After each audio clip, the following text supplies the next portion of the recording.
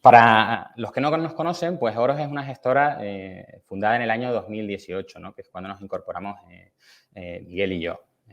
A día de hoy, pues, desde el inicio también Javier Ruiz es nuestro director de inversiones y juntos formamos el equipo de gestión, no solo el equipo de gestión de fondos de Oros, sino también llevamos juntos, pues, gestionando desde finales de 2012.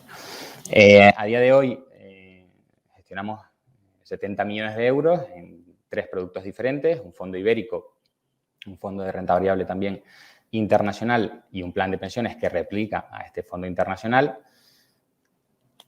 Y básicamente estamos enfocados en la gestión valor. Ya sabemos que estos días pues hay mucha gente que interpreta la gestión valor de una forma, de otra. Nosotros hacemos de todo, ¿no? Desde ese deep value a esas compañías de crecimiento, nosotros entendemos como gestión valor el invertir con sentido común.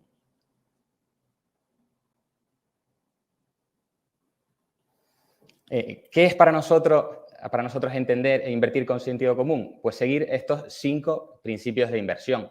Negocios fáciles de entender. Siempre ponemos el negocio del vino, ¿no? De las bodegas de vino. Es un negocio muy sencillito de entender, ¿no?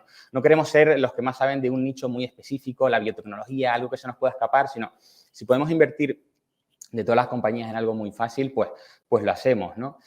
Intentar invertir en compañías que no tengan deuda. De hecho, el 70% de las compañías de nuestro portfolio no tienen deuda, ¿no? Y si tienen deuda, pues a muy largo plazo, con un respaldo de activos. También empresas con ventajas competitivas. Buenos gestores de capital, que sepan los directivos lo que hacen con su dinero, ¿no? No siempre hacer una ampliación de capital es bueno, no siempre, o no hacerla es malo, simplemente es hacer lo que hay que hacer en cada momento, ¿no?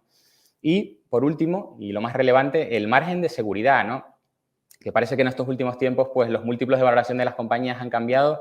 Nosotros seguimos haciendo lo mismo desde siempre, intentar comprar compañías que en nuestro fondo internacional tengan un potencial de al menos un 50%, en nuestro fondo ibérico al menos un 30%, y con ese objetivo de intentar hacer esas tires o esas rentabilidades de entre el 8 y el 10% que intentamos hacer a largo plazo.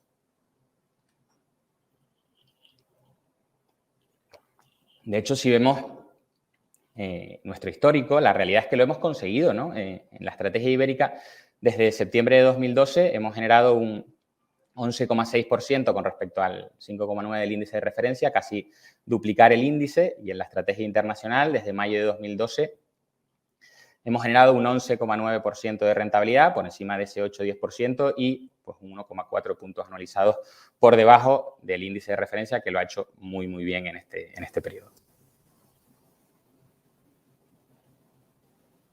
Si lo vemos un poquito más de plazo, vemos como claro, para hacer esas buenas rentabilidades a largo plazo y ese casi 176 o 176, incluso más ya con las rentabilidades de 2022 en los últimos casi 10 años, pues ha hecho falta mucha volatilidad, ¿no? Y lo vimos a lo largo de 2020 y ahora a lo largo de 2021, pues hemos recogido esos frutos, ¿no? Hemos cerrado 2021 en Iberia. Tengan en cuenta que esto no es el IBEX 35, es un índice sintético que hacemos nosotros, que incluye el índice general de la Bolsa de Madrid al 80% y con dividendos, y el 20% del índice Portugal con dividendos, ¿no? Y hemos generado en el ejercicio un 26% con respecto al 13% de ese índice que les comentábamos, ¿no? Ahora, en 2022, el fondo ibérico lleva una rentabilidad del entorno del 2%. Con respecto a la estrategia internacional, pues un poco lo mismo, ¿no? También mucha volatilidad por el camino, como siempre que invertimos en renta variable, pero al final la consecuencia pues son rentabilidades de casi, bueno, ya probablemente por encima del 12% anualizado. En el año 2021 nuestro fondo generó una rentabilidad del 37%, del 38% para el plan de pensiones, con respecto a ese 27% del índice de referencia.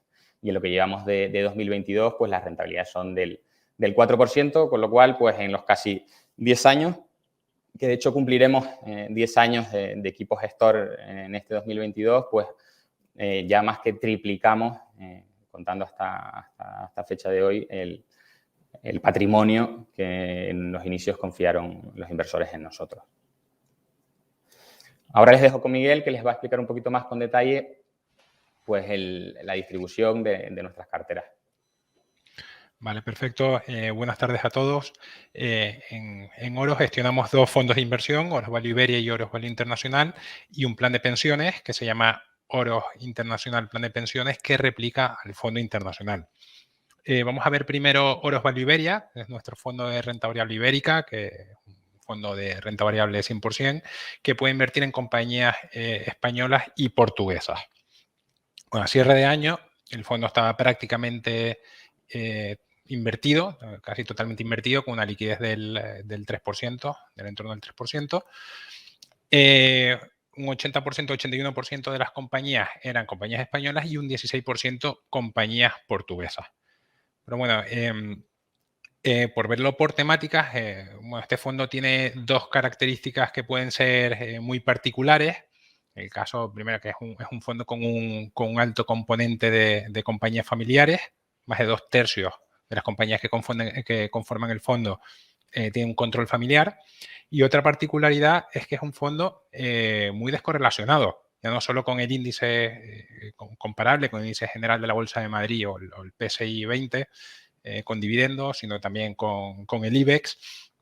Y bueno, esto ha sido así en general en los últimos años y este año 2021 no ha sido una excepción. La rentabilidad que ha conseguido el fondo ibérico este año ha sido más de un 26%. El IBEX creo que fue un 7,9, un 10,5 con dividendos. Y el índice general de la Bolsa de Madrid, mezclado con el PSI portugués Total Return, también un 13,6. ¿no? Esto siempre ha sido así, siempre ha sido un fondo muy descorrelacionado. Y con el IBEX, pues bueno, en general no hemos tenido nunca, o no hemos tenido en los últimos años bancos, no hemos tenido utilities, no hemos tenido Inditex, cosas que pesan mucho en el índice. Eso puede ser también un poco un reflejo de esa descorrelación. De hecho, ahora en el IBEX solo tenemos, o a cierre de año, solo tenemos 3 compañías que estén en el IBEX, que son Meliá, Merlin y Acerinox. Y bueno, a pesar de esa fuerte subida que ha tenido el fondo en el año 2021, el potencial es del 93%, que históricamente es muy alto, que bueno, ya luego lo comentará Alejandro con más detenimiento. Bueno, en cuanto a las 10 primeras posiciones del fondo, la verdad es que en el ibérico no hay mucha novedad. Ha habido cambios de peso en función de las compañías que lo han hecho mejor o peor en el año. En las compañías que han subido más y han cerrado más el potencial, pues hemos desinvertido y hemos reinvertido en esas compañías que se han comportado peor o que su potencial es más alto, ¿no? Si quieren, bueno, esta sería el top 10 de compañías que tenemos en el fondo ibérico y luego en el turno de preguntas, encantado de responder todas aquellas cuestiones que tengan.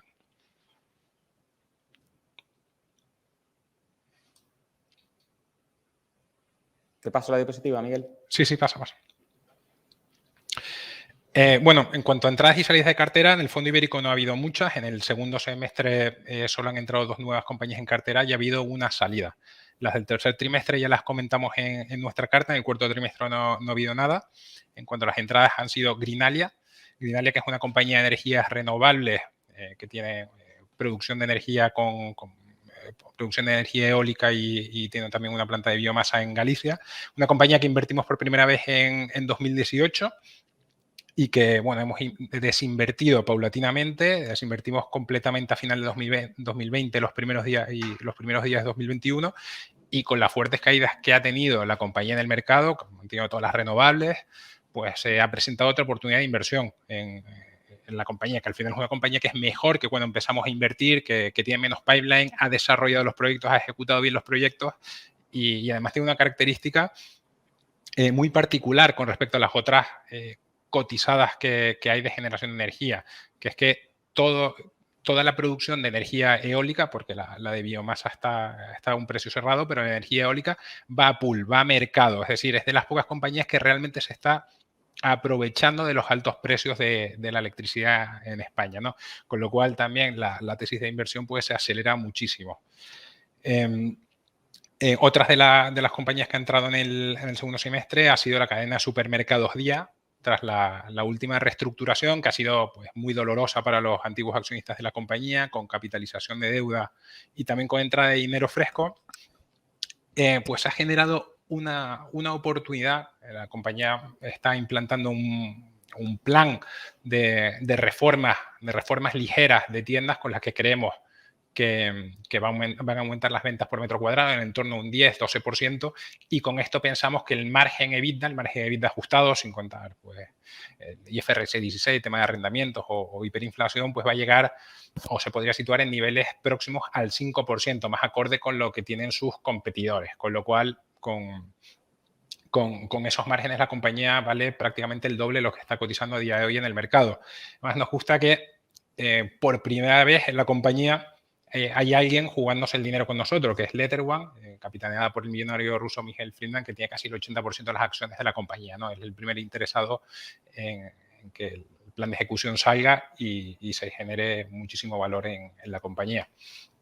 Y bueno, y salida solo hemos tenido una en el segundo semestre, que ha sido la compañía química Aircroft, que sale pues, por la recuperación de los precios de la sosa y también por la subida del precio del PVC. La compañía lo ha hecho muy bien en bolsa y se ha salvado prácticamente todo el potencial, y hemos decidido reinvertir en otras cosas con más potencial. Curioso, ¿no, Miguel? Que muchas veces nos preguntan por la rotación de la cartera, y a veces la rotación da un dato que no se refleja en lo que ha pasado en el trimestre, ¿no? Ahora estamos viendo un trimestre en el que es verdad que ha habido un poco de rebalanceo de pesos en algunas posiciones, pero es incluso extraño para nosotros un trimestre en el que no ha entrado ni salido ninguna compañía, ¿no? Y en el tercer trimestre, pues tampoco ha habido prácticamente mucho movimiento, porque de hecho las dos entradas, que son Greenalia y Dia, eran compañías que ya habíamos, además, tenido con anterioridad no hace tanto tiempo, ¿no? Con lo cual, pues seguimos. El caso de Dia, sí, el caso de Dia hace muchísimos años, ¿no? Sí. Antes de la reestructuración y todo el lío que ha tenido. Interesante. Bueno, vamos a ver ahora Oros Value Internacional, que es nuestro fondo de renta variable global. También es un fondo de renta variable 100%. Al ser global no tiene límite geográfico, puede invertir en todo el mundo. A cierre de semestre o a cierre de año, un tercio del fondo está invertido en compañías cotizadas en zona euro, un 28% en Asia, que es la segunda geografía por importancia, y la tercera geografía por importancia es Estados Unidos, con un 20% de las empresas cotizadas allí. Luego, hay compañías en Canadá, en Reino Unido y Noruega. Y también el fondo estaba prácticamente invertido en su totalidad con una liquidez del entorno del 3% a cierre de año. Pero este fondo nos gusta contarlo por distribución temática, lo que hacemos habitualmente. Y a cierre de año, la principal temática del fondo eran materias primas, que pesaba un 28%. Dentro de materias primas, pues tenemos cobre, petróleo, gas, papel y celulosa, uranio, carbón metalúrgico, carbón térmico, acero inoxidable, y no sé si me dejo alguna más, pero vamos, tenemos una amalgama bastante amplia de distintas materias primas, y cada una con su ciclo y su comportamiento. La segunda temática, por importancia, son compañías emergentes olvidadas. Son compañías asiáticas que están cotizando en Hong Kong, que pueden tener los activos en Asia, pero también activos fuera de Asia. Y bueno, las llamamos emergentes olvidadas porque en muchos casos no tienen ni siquiera seguimiento de analistas y están un poco a desmano o escondidas del público inversor general, ¿no? Al menos del público inversor internacional. Luego, ya con menos peso, las plataformas tecnológicas. Ahora solo se limita a Naspers, que es la propietaria del 31% de Tencent. Esto fue una temática muy importante en el fondo en el pasado, con plataformas como Microsoft, que fue primera posición del fondo en su momento, también Alphabet, PayPal, eBay, Baidu, Yandex. Pero claro, a medida que esas compañías tecnológicas, por decirlo de alguna manera, ¿no? Esas plataformas tecnológicas han ido aumentando su valoración en bolsa, la ha hecho menos atractiva, y hemos ido desinvirtiendo y reinvirtiendo en otras temáticas, en otras compañías. Después, la última temática sería Brexit, que ya pesa poquito, también un 3%, y que ahora se limita a dos compañías de concesionarios británicos que se han comportado muy bien en 2021, fruto de los cuellos de botellas, de la escasez de semiconductores, que ha afectado pues, al precio de los vehículos nuevos, y también vehículos de segunda mano, reparaciones, piezas, etcétera, que ha beneficiado enormemente a estas compañías. Y bueno, y a pesar de la fuerte subida que ha tenido el fondo también en el año 2021, que ha subido más de un 37%, pues el potencial es muy alto, es todavía el 142% a 3 años. Bueno, y en cuanto a las 10 primeras posiciones, aquí podemos destacar la entrada de Sprott Physical Uranium Trust en el segundo semestre como principal posición del fondo. Sprott surge de Uranium Participation Corporation. Son compañías que básicamente lo que hacen es almacenar uranio físico a cambio de una comisión, como si fueran una gestora, y mantienen uranio físico. Esto podría ser, como hemos dicho en alguna otra ocasión, como invertir en un ETF del uranio con una comisión de gestión.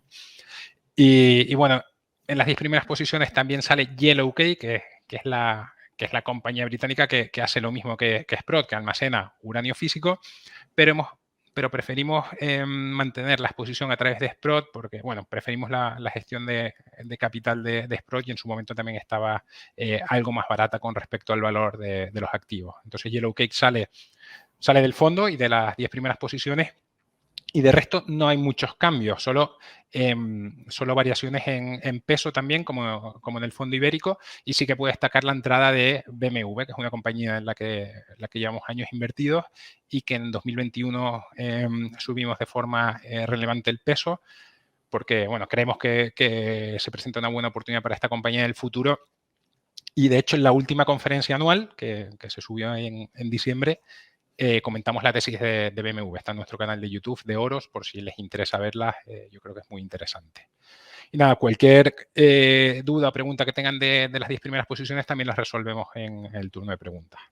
Yo creo que es interesante también destacar el tema de Sprott, que es verdad que se ha convertido en la primera posición, pero al final nosotros lo que miramos es la exposición total al uranio, ¿no? Con lo cual, a pesar de que Sprott hemos unificado, digamos, Yellowcake y Sprott en una sola compañía, nuestra exposición al uranio en este trimestre pues se ha visto un poco rebajada por esa subida que... Sí, llegó a estar al visto. 8% o algo así. Exactamente, del 8 al 7, 6 y ya estamos pues en ese 5,4% pues fruto del buen comportamiento del uranio. No es que nosotros hayamos incrementado, digamos, la exposición neta, sino que lo hemos hecho mucho, ¿no? A lo largo de este año, el arbitrar entre una y otra, ¿no? A veces una estaba cotizando con prima sobre nada, otra con descuento, aunque prácticamente pues eran lo mismo, ¿no? Aunque con algunas diferencias y la verdad que ha funcionado muy bien, ¿no? Ese arbitraje a lo largo del año.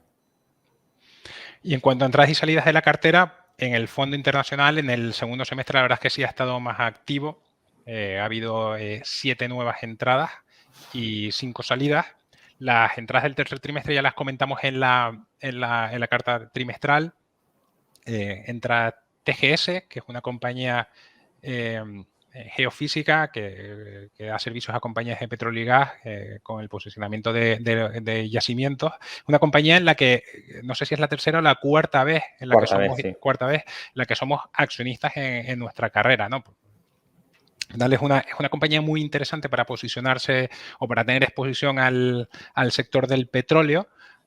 Una empresa con bajo capital empleado y que genera caja casi con cualquier entorno de precios del petróleo, ¿no? Y claro, la baja inversión que ha habido en los últimos años en el sector petróleo ha hecho que la compañía caiga muchísimo en bolsa y se vuelva a presentar la misma oportunidad que hemos visto en el pasado, ¿no? También otra entrada en el trimestre es Ramaco Resources, que es una empresa que produce una minera que extrae carbón metalúrgico. El carbón metalúrgico es el que se utiliza para la producción de acero. Y también es un caso curioso, porque empezamos a invertir en Ramaco en el año, no sé si en el propio 2021.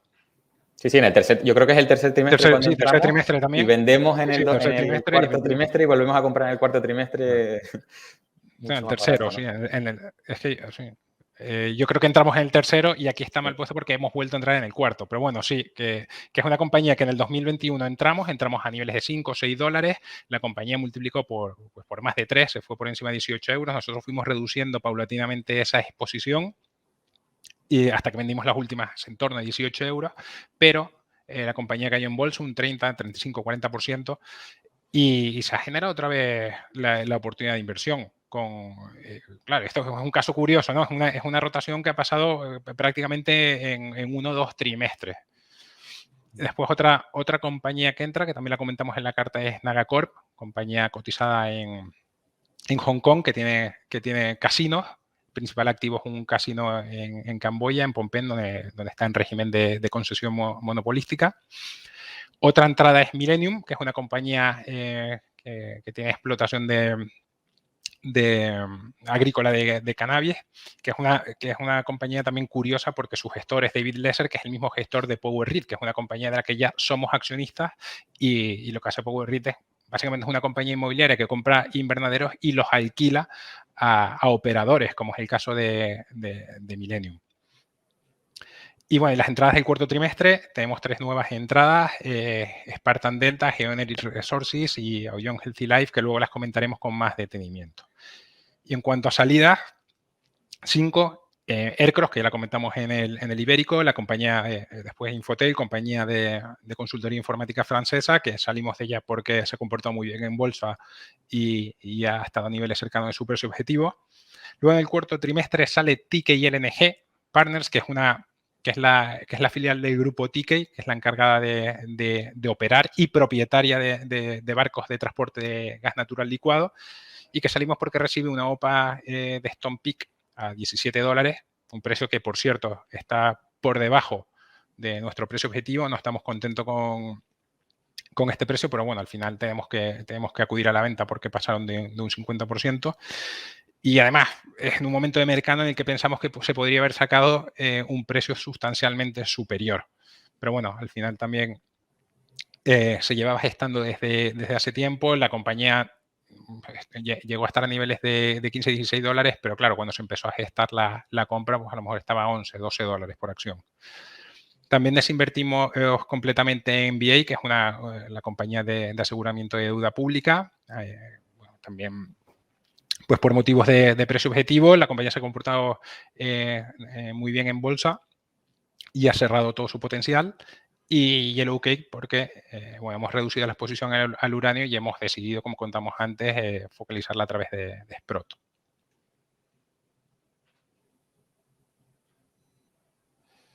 A mí me gusta también dedicar un rato a hablar sobre los potenciales, ¿no? Y esas perspectivas que tanto les gusta saber a los inversores, ¿no? Nosotros, en general, pues como siempre dice Javier, no tenemos una bola de cristal, no sabemos lo que va a ser el mercado, no sabíamos que 2021 iba a ser un gran año y no sabemos si 2022 va a ser un gran año o va a ser un mal año, ¿no? Nosotros lo que podemos trabajar es en encontrar nuevas ideas de inversión, en intentar comprar buenas compañías al precio adecuado y es lo que estamos encontrando, ¿no? Y en el caso del fondo ibérico, a pesar de que no les voy a engañar, el potencial en marzo o a principios de abril de 2020 era pues de casi triplicar el dinero, ¿no? Un 195%. ¿Por qué? Pues porque habían venido caídas muy grandes y a medida que los fondos han subido, pues eso se ha ido recuperando, ¿no? Ese potencial ha ido disminuyendo. Aún así, si quitamos el efecto de la pandemia, ¿no? Desde el primer trimestre de 2020, la realidad es que ese 87% de potencial que vemos hoy en Oros Value Iberia es de los niveles más altos de potencial que hemos tenido históricamente desde 2014 que lo íbamos calculando, ¿no? Con lo cual, ahí se ven, en consecuencia de eso también, son nuestros niveles de liquidez, ¿no? Pueden ver en la parte baja, en esas columnas en la parte baja, como en muchos momentos la liquidez estuvo por encima del 20% en 2016, 17, 18 y como ahora pues la liquidez está en el 3%, 2%, es decir, está en niveles tremendamente bajos y no es por otra cosa, sino porque estamos encontrando muy buenas oportunidades para invertir. Y lo mismo sucede en el caso del fondo internacional, ¿no? Es verdad que es cierto que en el fondo internacional siempre somos capaces de encontrar más ideas de inversión simplemente porque el espectro de compañías es mucho más grande, ¿no? Al final, cuando tienes todo el mundo para invertir, pues es más sencillo encontrar ideas, ¿no? Aún así, pues a veces por incluso nuestra propia capacidad de no poder analizar compañías tan rápido, pues vemos como en 2017, 2018, finales de 2016, pues la liquidez estaba en el 10% o por encima, ¿no? Ahora, pues de nuevo, volvemos a niveles bajos de liquidez, en el entorno del 4%. Y de nuevo, pues a pesar de que han seguido pasando los trimestres, los niveles de potencial siguen en zonas razonablemente altas, ¿no? Con lo cual, pues nosotros estamos contentos, ¿no? Ver un 140% de potencial no significa que nosotros esperemos un 40 o un 35% de rentabilidad para los próximos 3 años, ¿vale? Aunque esa sería la matemática detrás de ese número, ¿no? Pero la realidad es que nosotros con esos potenciales pues nos sentimos cómodos para poder seguir alimentando ese objetivo de generar entre el 8 y el 10% de rentabilidad a largo plazo, ¿no? Pues este fondo ha conseguido históricamente ahora mismo cerca del 12% anualizado, esta estrategia, mejor dicho, y bueno, en esa línea seguimos. Ahora les dejo con Miguel, que les va, bueno, y yo también les contaremos estas 3 ideas de inversión que son novedades en este cuarto trimestre en la cartera de Oro Value Internacional. Perfecto, pues Spartan Delta es una compañía de exploración y producción de activos de petróleo y gas en el oeste de Canadá. Es una compañía que surge de la reestructuración, de la fusión, de la incorporación de diferentes activos y lo interesante aquí es la incorporación del equipo directivo que tiene la compañía ahora, ¿no? Que entra en diciembre de 2019 y que, bueno, que es un equipo que viene de una saga de empresas que ha tenido muchísimo éxito, que son estas 3 que están aquí debajo. La compañía, esta es la 4ª vez que va a intentar, o que espera hacer lo mismo, que es coger activos, cherry picking o reestructurar activos y generar retornos para los accionistas, ¿no? Esto lo hizo ya en el año 2010 con Spartan Exploration, consiguió una rentabilidad total para los accionistas en algo más de un año de más del 500%. También con Spartan Oil, con unas rentabilidades de más del 250%. Y Spartan Energy, que fue pues, en 4 años y pico, también consiguió una rentabilidad para los accionistas de más del 250%. Al final, si nos vamos a una compañía que tenga una compañía de estas características, que produzca petróleo, pero también que tenga un factor de exploración o de poner nuevos activos en el futuro, de pagar por ese pipeline, pues nos gusta irnos a compañías de estas características, ¿no? Pequeñas, independientes, que podamos trazar y sobre todo con equipos directivos que estén comprometidos y que sean buenos, que sepamos que sean capaces de hacerlo, ¿no? Preferimos estas compañías a compañías muy grandes, aunque renunciemos en muchos casos a un cash cost, a unos costes operativos más baratos y lo suplamos con directivos de este calibre, ¿no? Y bueno, también nos gusta que a pesar de ser una compañía con un componente de exploración y que los barriles futuros, o esperamos que vengan más barriles en el futuro, pues ya está produciendo a día de hoy más de 68.000 barriles de petróleo al día o barriles equivalentes de petróleo al día, lo cual es muy interesante porque con estos precios ya está generando unos niveles de caja muy, muy, muy altos, ¿no? Y claro, con los precios, nuestro potencial de la compañía es más de un 70% con unos precios del petróleo sustancialmente más bajos de los que están ahora en el mercado, ¿no? Con estos precios se justifican valoraciones que superan el 100-115%. Pero bueno, nuestro precio del petróleo normalizado está algo más bajo y nuestro potencial está por encima del 70%. Sí, esta compañía Spartan, pues pesa eso, estas 3 ideas que estamos contando hoy, pues pesan entre el 1,5 y 2%, ¿no? Las 3 ideas en nuestro fondo internacional y también en nuestro plan de pensiones, ¿no? Aoyuan Healthy Life, para los que no conozcan esta compañía, que es verdad que no es muy conocida en España, pues quizá les suene más por Caixa Prosperity, ¿no? Esa compañía que ya presentamos hace unos trimestres, la compañía de servicios inmobiliarios. Esta empresa también tiene un poquito más de peso en residencial y centros comerciales y básicamente es una compañía que ofrece, no es una promotora inmobiliaria, no construye casas, simplemente lo que hace son servicios, ¿no? Desde un servicio de limpieza, de vigilancia, de portería en una comunidad, de mantenimiento, incluso de venta inmobiliaria, ¿no? Este es el tipo de compañía, es una empresa con negocio muy, muy recurrente y que pertenece, al igual que sucede en Caixa Prosperity, a una matriz. En ese caso, en el de Caixa es Caixa Group y en este caso de Aoyuan es Aoyuan, China Aoyuan Group, ¿vale? También cotizada en Hong Kong y de la que la matriz tiene el 55% del grupo. Y la tesis es muy similar a la de Caixa Prosperity. Nosotros hemos querido estar en diferentes vehículos a efectos de diversificación. Es verdad que aunque el negocio de las compañías de servicios va bien, el negocio de las promotoras no va tan bien, las ventas se han frenado en seco, los bonos han subido muchísimo y la realidad es que no sabemos lo que va a pasar en esas matrices, ¿no? O si esos propietarios al final o parcialmente propietarios de las compañías pueden tomar decisiones que no vayan en el mejor interés de los accionistas, ¿no? Nosotros la oportunidad se produce en estas compañías porque a pesar de no ser promotoras, pues también han caído en bolsa en este 2021, pues más de un 50%, ¿no? Lo que nosotros entendemos que son los servicios afectos o que están afectados por un parón o fuerte parón de la promoción, estos servicios que son pre-delivery, ¿vale? Son servicios en los que el cliente es la promotora y básicamente pues podría ser la vigilancia de una obra o sobre todo pues la comercialización de esa promoción, ¿no? A través de agentes inmobiliarios que venden producto, ¿no? Que venden pisos, básicamente, ¿no? Eso es inferior al 18%, ¿no? Este es el impacto máximo vamos a decir, de primera derivada que nosotros esperaríamos en una compañía de estas características, ¿no?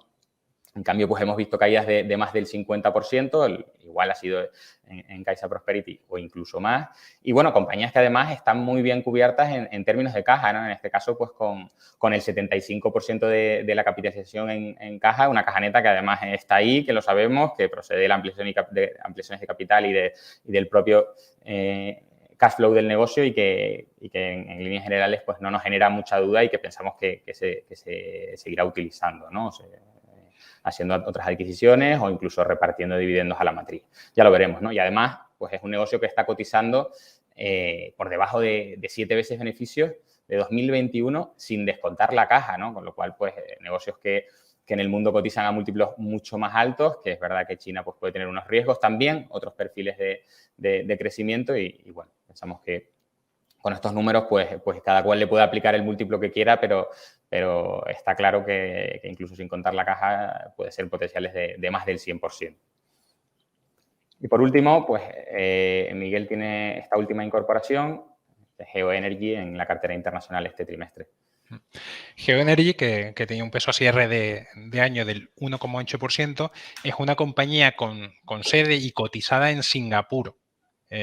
Una compañía que tiene 3 concesiones mineras en Indonesia. Produce carbón térmico. El carbón térmico es aquel que se utiliza para la producción de energía. El carbón que produce GeoEnergy es de bajo poder calorífico, como el que suele haber en Indonesia, de 4.200 kilocalorías por kilo, pero lo interesante es que tiene bajo contenido en ceniza y azufre, por lo cual es muy demandado en aquellas geografías o en aquellos mercados que están preocupados por emisiones, ¿no? Como es el caso de China, que además es el principal cliente de la compañía. Muy interesante que GeoEnergy no es solo un productor de bajo coste, sino que su estructura de costes es variable. Digamos que tiene externalizada la operación minera, una compañía indonesia que se llama Buma, que es una compañía con muchísima reputación en el mercado, que lo hace muy bien, y este contrato tiene un componente, una parte que es variable, con lo cual es variable y varía en función del precio del carbón. Con lo cual, si en una eventual caída de los precios del carbón, ese coste se amortigua, como pasó en los años 2019, 2020, que han sido años muy malos para el carbón, e incluso en ese entorno la compañía ha generado cash profit, ha sido capaz de generar caja, ¿no? En unos entornos tan horribles como estos últimos 2 años. Y además esto es una compañía familiar donde sus fundadores tienen control sobre el 40% del accionariado y no solo eso, sino que el consejo también está comprometido, también tienen acciones. Siempre decimos que para nosotros que una empresa sea familiar es importante porque al final, de alguna forma, los intereses de los directivos al ser accionistas están alineados con los tuyos. Y siempre decimos también que es más importante incluso en compañías que dependan de una commodity, ¿no? Por la naturaleza volátil de este tipo de activos, ¿no? Que dependen del precio de una materia prima. Y bueno, el equipo directivo de la compañía pensamos que es muy bueno, no solo en la gestión operativa del negocio, sino también en la gestión de capital.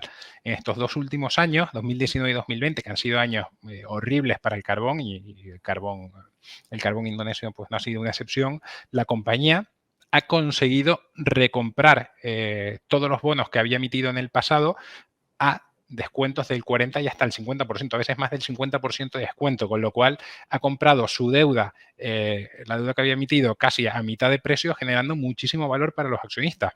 Claro, en 2021 ha venido la subida del precio del carbón, ha recomprado los últimos bonos, pero ha generado un exceso de caja enorme. Entonces la compañía lo que ha hecho es, primero, pues reparte de dividendo menos del 30% del beneficio, y también en diciembre anunció, en pasado diciembre, una recompra de acciones, con lo cual eso nos parece interesantísimo por el descuento que tiene la compañía. Es decir, los directivos no solo están comprometidos porque ya tienen un 40% del accionariado más las acciones del consejo, sino que siguen recomprando acciones de la propia compañía a un descuento enorme, ¿no? Nos parece que son los pasos que ha dado la compañía de desapalancar y recomprar acciones, nos parece de libro de cómo se gestiona el capital de una compañía, ¿no? Y una compañía, la pega es que esos activos están en Indonesia y por eso se pueden comprar con este descuento, ¿no? Y bueno, teniendo unos precios del petróleo, perdón, unos precios del carbón indonesio aproximadamente un 30-35% más bajo de lo que están ahora. Ahora está vendiendo la compañía en el entorno de $61 por tonelada, pues unos precios de 40 aproximadamente. El potencial de la compañía es más de un 60%. Más de un 60% a cierre de año. Pero es que los precios actuales del carbón justifican valoraciones mucho mayor, ¿no? Y claro, y todos estos euros adicionales que está cotizando el carbón por encima de esos $40, pues produce muchísima caja, ¿no? Que se nos va a revertir en forma de fuertes dividendos que llegarán pronto, que ya han llegado y seguirán llegando pronto, y de recompra de acciones, con lo cual es una oportunidad muy interesante dentro de este sector.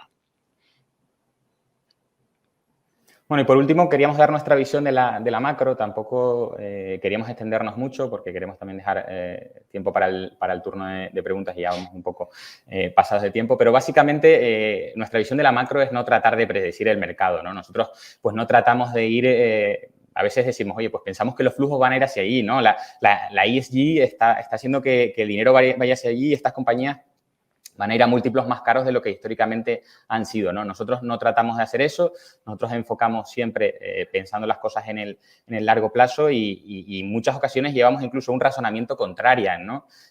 Lo que hacemos es que si todos los flujos están yendo hacia allí y eso está haciendo que mucha gente valore X compañías, y ponemos el caso no sé, de un negocio como podría ser el hidrógeno, donde mucha gente quiere invertir y hay muy pocas compañías, pues nosotros vamos a mirar qué está sucediendo en lo contrario, ¿no? ¿De dónde se están yendo los flujos, ¿no? Y a lo mejor pues podemos ir al uranio, podemos ir al carbón metalúrgico o a otras cosas, ¿no? Intentamos no siempre ser contrarian por naturaleza, pero sí que intentar buscar un precio barato, ¿no? Al final, pues precio, es decir, hacer ese análisis muy fundamental, encontrar buenas compañías, pero también al precio adecuado, que es al final lo que te va a cubrir de cometer errores, ¿no? Porque eso los vamos a cometer siempre, ¿no? Muchos de ustedes, pues, nos trasladan cuáles son los principales miedos del inversor hoy, ¿no? Yo creo que tengo identificados estos tres: la inflación, los tipos de interés y esa transición energética, ¿no? Sobre todo relacionados con esa visión de la macroeconomía, ¿no? Nosotros en ese sentido, pues pensamos que estamos bastante bien protegidos, ¿no? El 95% de nuestra cartera, de hecho, tiene, en el caso del Fondo Internacional, tiene impacto positivo o neutro en un escenario de mayor inflación, ¿no? Así que no es un escenario que no nos guste particularmente, ¿no? De hecho, pues parte de eso quizás es por lo bien que se ha comportado nuestra cartera en el año 2021, ¿no? Y que lo bien que lo sigue haciendo en el año 2022. Hay alguna compañía pues, que podemos situar ahí, se me ocurre Group Guillín, que comentábamos también en nuestra conferencia anual, que, bueno, que es una empresa que fabrica envases de plástico y cuando sube la inflación, pues tardas un poquito, suben las materias primas y tardas un poquito en repercutir ese coste al cliente, ¿no? Pues si tardas 3 trimestres o 6, pues todo eso son menores beneficios que en 1 o 2 años no vas a tener, ¿no? Sí, esto al final se refiere a plazos un poco más largos, ¿no? A corto plazo, pues en fin, entre lo que ajustas con proveedores, negocias salarios y negocias con tu sindicato, luego trasladas el precio al cliente. Aquí a corto plazo sí hay una afección en muchísimas compañías, ¿no? Pero bueno, tratamos de analizar aquí el largo plazo. Luego también con los tipos de interés, pues siempre son un riesgo, ¿no? Al final esas compañías que están muy endeudadas, cuando ese endeudamiento, esos tipos de interés suben y tienes que refinanciar tus deudas, pues la situación se complica, ¿no? Y los intereses se comen el cash flow. Esa es la realidad, ¿no? Por eso en los últimos años pues hemos visto que ha habido muchas compañías Frankenstein, vamos a llamar, que han seguido cotizando, han seguido refinanciando y aparentemente no ha habido ningún problema con ellas, ¿no? Nosotros esto es lo que hacemos, ser prudentes y no normalizar escenarios que no sé, que te paguen por financiarte, pues a lo mejor a mí no me parece muy normal. No sé cuál va a ser los tipos de interés. No esperamos a corto plazo que suceda algo. Esa no es nuestra estrategia, ¿no? Pero preferimos siempre ser prudentes, ¿no? Y por eso como comentábamos antes, más del 70% de la cartera tiene caja neta, ¿no? Y de nuevo, pues comprar barato. Al final esto es lo que te cubre. Cuando suben los tipos de interés y esas compañías, muchas compañías tecnológicas o demás que se están pagando múltiplos muy altos y el mercado está utilizando unas tasas de descuento muy bajas, cuando las tasas de descuento se vuelven a ajustar, el analista mete en su Excel una tasa de descuento diferente y lo que antes valía 100 ahora vale 50 o 70. Y así funciona el mercado. Nosotros, la realidad es que siempre utilizamos los mismos múltiplos independientemente de cómo los tipos de interés se vayan moviendo, ¿no? Esa no es la realidad de todo el mercado y eso hace que empresas que son muy sensibles a los tipos de interés, pues sufran más con subidas de tipos, ¿no? Al menos eso es lo que hemos visto históricamente, ¿no? Tampoco quiere decir que la próxima vez vaya a ser así, ¿no? Pero preferimos ser, de nuevo, prudentes, ¿no? Y lo último, la transición energética, ¿no? Por no liarme mucho, pues lo que comentaba antes, nosotros vamos a ir a los diferentes sectores donde las valoraciones son atractivas. Si el dinero va hacia lo que el mundo considera que es más verde, pues a lo mejor nosotros vamos hacia cosas que nos parece que son buenas, que parece que están bien gestionadas y como a veces incluso que nos encontramos por el camino, como es el caso del uranio, que parece que no eran verdes, pero ahora pasan a ser verdes, ¿no? Al final aquí esta es una discusión un poco más larga y un poco más compleja. Nosotros sí que miramos el ESG, pero intentamos no caer, digamos, en esa corriente de que esto sí, esto no, sino mirar las cosas con calma, mirar las cosas con detalle e intentar al final, como siempre, comprar barato, ¿no? También el acceso a la financiación, que es una cosa que me gusta comentar, que al final, pues, de donde se está yendo el dinero, al final suelen ser compañías, y lo veíamos en el caso del carbón, donde nadie quería invertir, sobre todo el carbón metalúrgico, también el carbón térmico que ahora compramos, pues, donde a esas compañías les estaba costando mucho financiarse, pues ahí nos interesa ir, ¿no? Porque no tenemos tantos competidores, ¿no? Y en otras tecnologías, pues por ejemplo, no hablar solo de tecnologías verdes, ¿no? Sino el coche eléctrico, por ejemplo, pues muchísimas compañías recibiendo muchísima financiación a tipos muy buenos, pues bueno, ahí hay más competencia y ahí a lo mejor es más difícil hacer buenas rentabilidades de largo plazo, ¿no? Entonces, esta es un poco nuestra visión sobre la macro, que no es una gran visión, simplemente pues comprar barato, ser prudentes y enfocarse a largo plazo, ¿no?